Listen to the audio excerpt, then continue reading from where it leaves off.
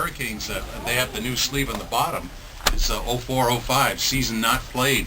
And when you look at it, it's really startling. I mean, it jumps out at you as that's definitely a crack in the history of this thing, but it's noted, and all due respect for that. Well, it has to. I mean, the Stanley Cup is a running piece of hockey history dating back to 1893. And in 1919, the Stanley Cup was not awarded due to Spanish influenza.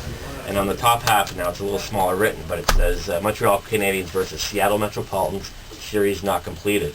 And again, it was due to Spanish influenza, and this was the only other time the Stanley Cup was not played for them. And the Hockey Hall of Fame and the NHL came to an agreement that we thought it was important to have it on the Stanley Cup. And Gary Bettman himself decided to take up the entire space instead of having a small line, because that's what a whole team would be there. So that's why it is in the middle. It stands out, and it's an unfortunate thing, but it is part of history. So it's more for 15, 20 years down the road. People will remember that there was no season that year. This trophy goes an awful lot of miles around the world.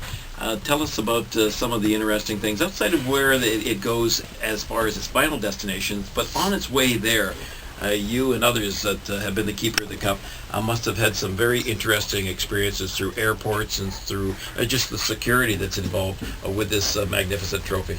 We've been all over the world. I mean, I've been doing this for 8 years, and I've been as far as Japan, Russia, Sweden, Finland, Czech Republic, Slovakia, Ukraine, Belarus, and Switzerland, England, all across coast to coast in Canada, United States. Now, when we're in North America, people do recognize the case sometimes, and asked if that's the Stanley Cup. I try never to say no. If a fan recognizes it and I got a minute or so, I will be happy to open the case and let them have a quick glimpse at it. Cool. In Russia, it's amazing, and like some of the Eastern Bloc countries, how well they know about the Stanley Cup and the NHL over there. Again, a time zone difference, and they get up late and watch the games. They're huge NHL fans over there, and any of the players that have brought it home to any of those countries, 10 to 15,000 people show up. I remember when we had it in Ekaterinburg, Russia, with Pavel Dasuk, and he lives in an area right on the Asia-Europe border. Russia actually is on two continents, so we had the Stanley Cup in two continents at the same time. It was right on the border.